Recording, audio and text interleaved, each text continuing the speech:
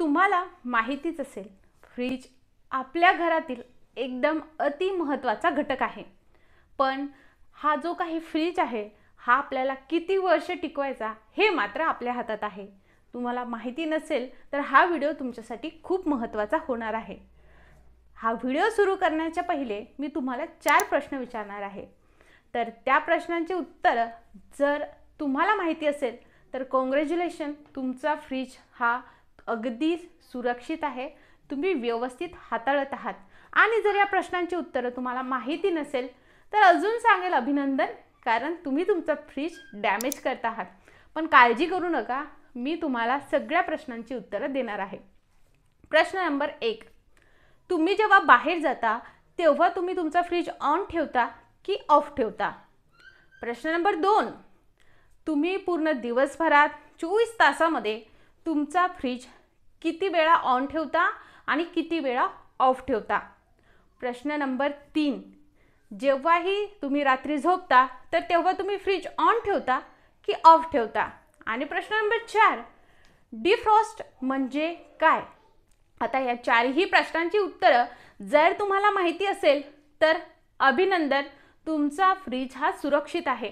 आणि या 4ही प्रश्नांची उत्तरं तुम्हाला माहिती नसेल तर सुद्धा अभिनंदन, कारण तुमचा फ्रीज तुम्ही डॅमेज करत आहात.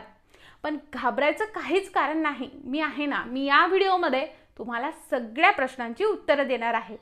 आता जे पहिले 3 प्रश्न आहेत त्याचा व्हिडिओ लगेच उद्या येणार आहे. आणि जर तुम्ही बघत असाल, कदाचित आता आलेलाही असेल, तर नक्की त्या आय बटनमध्ये क्लिक करा, तुम्हाला त्या 3ही प्रश्नांची उत्तरं भेटतील.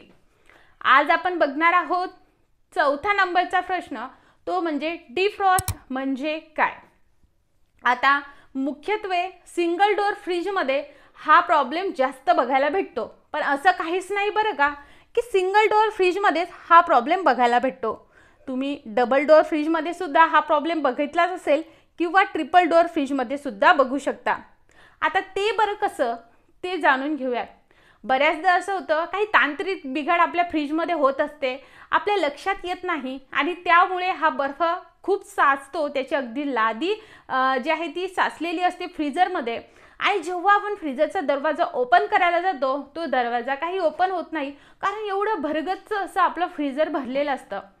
साधारणतः हे सिंगल डोअर फ्रीजमध्ये येतं. आता बघा, मी तुम्हाला या फ्रीजमध्ये एवढा बर्फ साचूच नाही म्हणून तुम्हाला 2 व्हिडिओज मी तुमच्यासोबत शेअर केले. आता ह्या दोन्ही व्हिडिओमध्ये मी तुम्हाला अगदी ॲक्युरेट माहिती दिली, पण मी एक गोष्ट तिथे सांगायची विसरले. पण मी त्या डिस्क्रिप्शनमध्ये आणि त्या व्हिडिओच्या कमेंटमध्ये कमेंट पिन करून सुद्धा ती गोष्ट लिहिली. जर त्या 2 व्हिडिओ तुम्ही बघितले नसेल तर नक्की डिस्क्रिप्शनमध्ये मी लिंक देते. तर मी तिथे मिठाचा वापर तुम्हाला करायचा सांगितला होता. आता मुख्यत्वे तुम्हाला माहितीच असेल, मीठ काय करतं तर हे बर्फाला वितळतं, म्हणून आपण त्याचा वापर करणार होतो. कारण एवढं मोठं जर फ्रीजमध्ये लादीच अगदी बर्फाची झालेली असेल तर आपल्याला ते वितळणं हे तेवढंच गरजेचं आहे. तर मी सांगितलं होतं की तुम्ही मिठाचा वापर करा. आता मिठाचा वापर केल्याने काय होतं की जी एवढी लादी झाली ती मेल्ट होते. पण मी तिथे हे सांगायचं विसरले की तुम्हाला अगदीच मीठ त्या फ्रीजरला लावून ठेवायचं नाही. त्याने तुमच्या फ्रीजमध्ये तांत्रिक बिघाड होऊ शकतो, गॅसेस वगैरे लीक होऊ शकतात. अगदीच मी तुम्हाला एकदम सायंटिफिक रिझन आता या व्हिडिओमध्ये नाही सांगणार, पण तसं नाही करायला पाहिजे. त्यामुळे मी जे ही व्हिडिओ शेअर करते, जर एखादी गोष्ट माझ्याकडनं राहिली असेल तर मी ती नक्की डिस्क्रिप्शन किंवा कमेंटमध्ये पिन करून तिथे सांगत असते. आता तो व्हिडिओचा विषय नाही, आता आपण आजचा व्हिडिओ बघूयात. जर तुमच्या पूर्ण फ्रीजरमध्ये अगदी बर्फाची लादीच तयार झाली असेल तर याच्या मागचे काय कारणं आहेत आपण ते जाणून घेऊयात. आणि हा बर्फाची लादी काढण्यासाठी तुम्ही काय करायला हवं ते सुद्धा आपण याच व्हिडिओमध्ये जाणून घेणार आहोत. तर चला व्हिडिओला सुरुवात करूयात. पण नवीन असाल तर प्लीज चॅनलला सबस्क्राईब करून बेल आयकॉन नक्की ऑल करा. आता सगळ्यात प्रथम हा जो काही बर्फाची लादी बनलेली असते ती का बरं होते? तर आपलं जे फ्रीजर सेक्शन असतं त्या फ्रीजर सेक्शनमध्ये तुम्ही बघितलं असेल कधीतरी एखादा वायर तुम्हाला दिसत असेल.